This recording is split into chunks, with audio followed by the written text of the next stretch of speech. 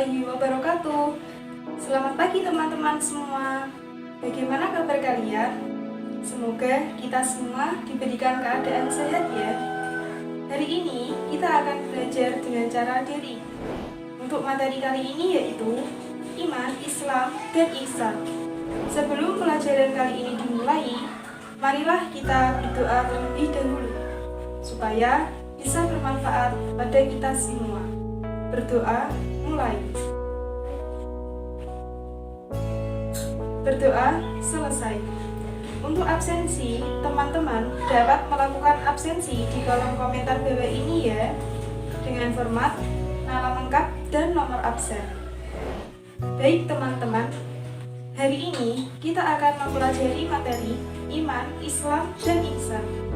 Supaya dapat dipahami, kita mengetahui kompetensi inti, kompetensi dasar, indikator, dan tujuan pembelajaran.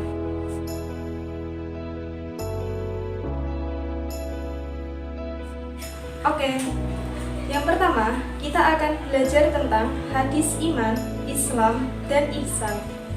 Hadisnya adalah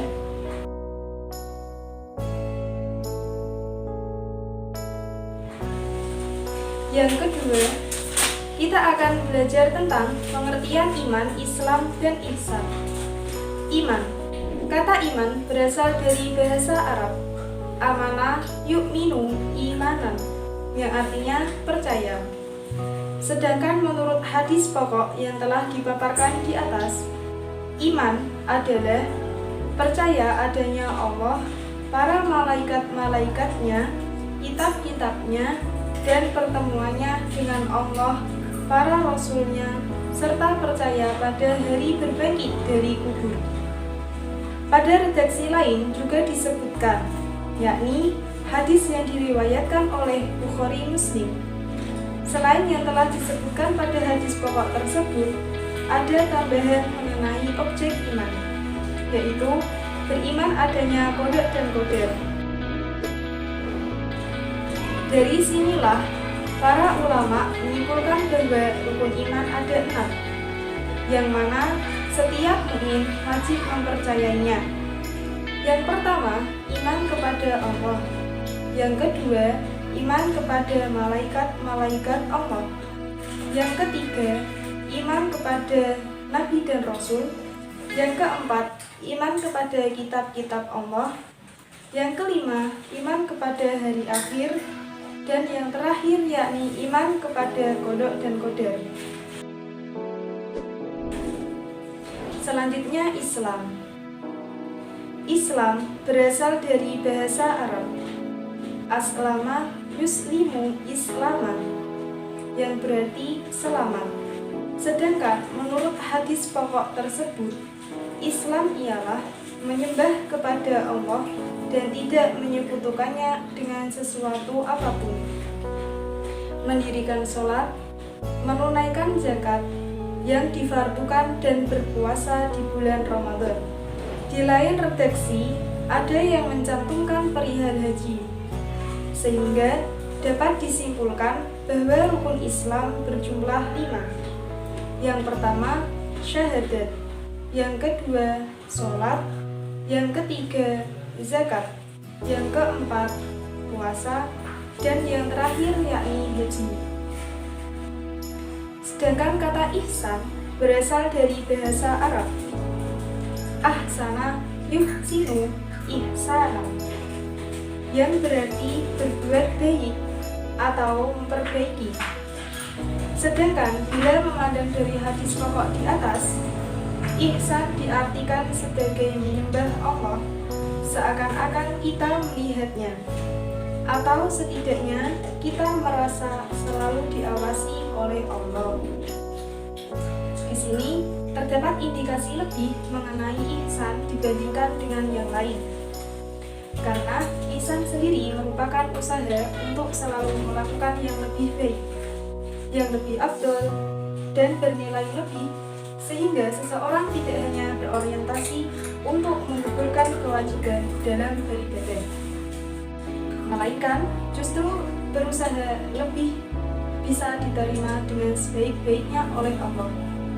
Karena dia akan merasa diawasi oleh Allah, maka akan terus timbul di hatinya tuntutan untuk selalu mengupgrade amal perbuatannya dari yang kurang baik menjadi yang baik. Dari yang sudah baik terus berusaha untuk yang lebih baik demi diterimanya amal perbuatannya mereka. Sebagai contoh, seseorang yang melakukan sholat cukup dengan hanya menjalankan syarat rukun saja, tanpa harus khusyuk maupun khudu. Orang itu sudah tidak dituntut lagi kelak karena dia sudah melakukan kewajibannya walaupun hanya sebatas menggugurkan kewajiban belaka. Beda dengan orang yang muhsin atau ihsan, maka dia akan melakukan sholat tersebut dengan sesempurna mungkin. Dia tidak hanya memperhatikan syarat dan rukun saja, melainkan adab dalam sholat, kekhusyukan, khudu, dan hal-hal yang dapat menghalangi sampai ibadah tersebut kepada hadrah sang Khalik. Yang ketiga, kita akan belajar tentang hubungan iman, Islam, dan ihsan.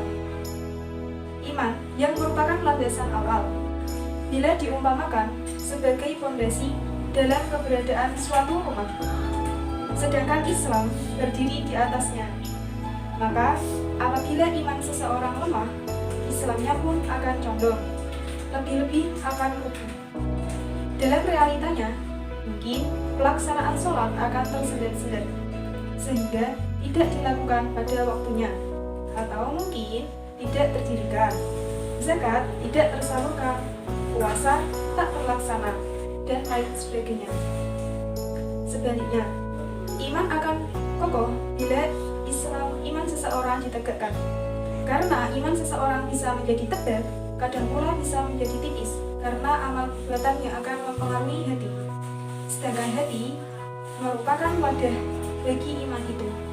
Jadi, bila seseorang tekun beribadah, rajin takarrur, maka akan semakin tebal imannya.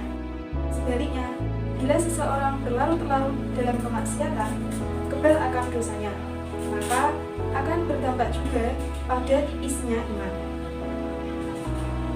Adapun ihsan bisa diumpamakan sebagai hiasan rumah. Bagaimana rumah tersebut bisa terlihat mewah, terlihat indah, dan megah, sehingga padat menarik perhatian dari banyaknya lihat. Sama halnya dengan ibadah. Bagaimana ibadah itu bisa mendapatkan perhatian dari Sang Khalik sehingga dapat diterima olehnya. Tidak hanya asal menjalankan perintah dan menjauhi larangannya saja, melainkan berusaha bagaimana amal perbuatan itu bisa bernilai plus di hadapannya. Sebagaimana yang telah disebutkan di atas, kedudukan kita hanyalah sebagai hamba, budak dari Allah. Sebisa mungkin kita bekerja menjalankan perintahnya untuk mendapatkan perhatian dan ridhonya. Disinilah hakikat dari ihsan. Yang keempat, contoh perilaku iman, Islam, dan ihsan sebagai khalifah di muka bumi. Kita sebagai manusia mempunyai peranan penting. Di antaranya, yang pertama, memakmurkan bumi atau al-imarah. Yang kedua, memelihara bumi atau ar-ri'ayah. Dan yang ketiga adalah perlindungan atau al-khifd. Di dalam Quran Surat Al-Baqarah ayat 30, Allah berfirman, yang artinya, ingatlah ketika Tuhanmu berfirman kepada para malaikat, sesungguhnya aku hendak menjadikan seorang khalifah di muka bumi. Mereka berkata, mengapa engkau hendak menjadikan seorang khalifah di muka bumi itu orang yang akan membuat kerusakan padanya dan menumpahkan darah? Padahal kami senantiasa bertasbih dengan memuji engkau dan mensucikan engkau. Allah berfirman, sesungguhnya aku mengetahui apa yang tidak kamu ketahui. Jadi, kita di bumi itu mempunyai tugas, salah satunya menjaga lingkungan kita. Kita tahu bahwa di sekitar kita masih banyak sampah. Sangat mengganggu ya kalau ada sampah. Jadi, sekarang kita akan mengolah sampah yang berada di sekitar kita agar bisa bermanfaat untuk kita semua. Di sini kita akan membuat 4 pensil dari botol bekas. Bahan-bahan yang perlu disiapkan: yang pertama, botol bekas. Yang kedua, spidol. Yang ketiga, gunting. Yang keempat, cutter. Yang kelima, kain palet. Dan yang keenam adalah lem ember. Untuk langkah-langkah pembuatannya, tonton video ini ya.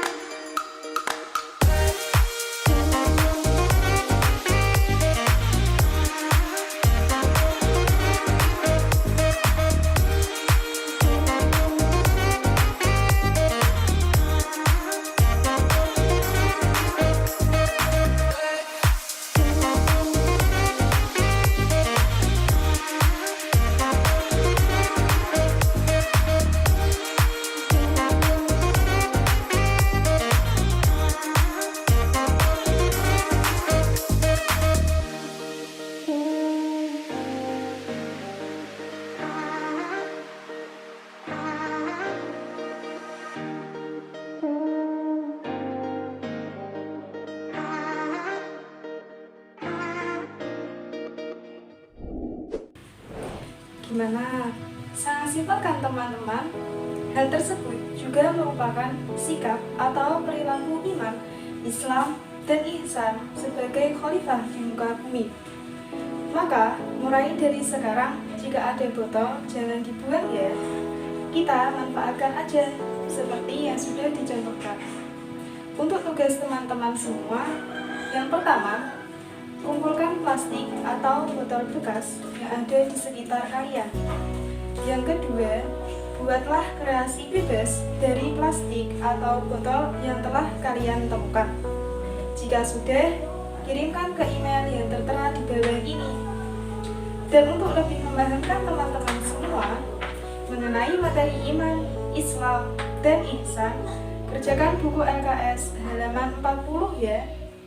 Untuk materi yang belum jelas, silahkan teman-teman bisa tulis pertanyaannya di kolom komentar. Sekian pembelajaran pada hari ini. Mari kita membaca bacaan Alhamdulillah bersama. Alhamdulillahirabbil alamin. Semoga pembelajaran hari ini dapat bermanfaat. Selamat mengerjakan. Semoga sehat selalu dan tetap semangat. Wassalamualaikum warahmatullahi wabarakatuh.